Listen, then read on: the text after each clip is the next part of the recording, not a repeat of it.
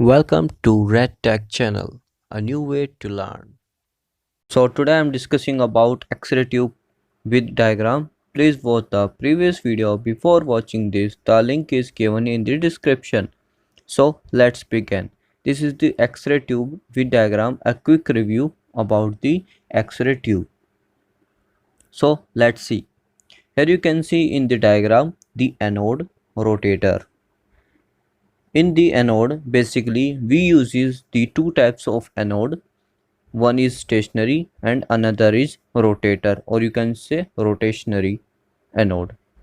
Basically the lifespan of the anode of having rotator, or you can say rotating anode, having more than the stationary, because of the area which is hit by the electron is increased by, or you can say expanded by the rotating anode as compared to stationary.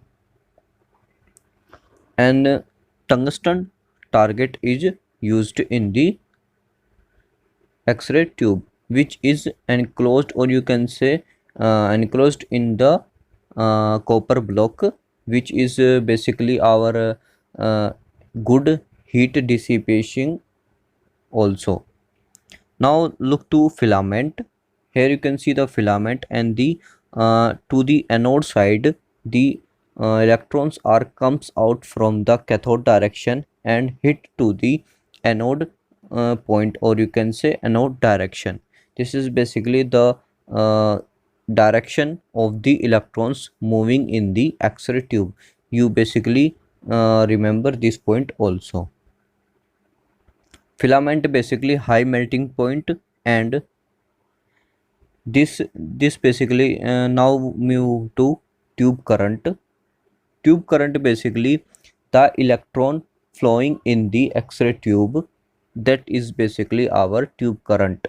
The electrons come from the filament and the hit to the anode, which generate the X-rays. And you have to remember, the point is the only 1% of the energy which is comes out after hitting the anode, when hit the electron to the anode, and the energy released from that, the 90% of that energy wasted in the heat form, and the 1%, only 1% of our total energy will produce in the X-ray, or you can say 1% of that energy produces X-rays.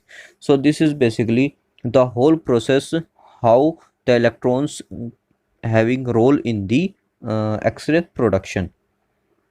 And both the anode and cathode, or you can say the X-ray tube having no air, or you can say the X-ray tube having vacuum, because of if the present of air and some molecules, our electron, energetic electron you can say, can lose their kinetic energy before hitting the anode.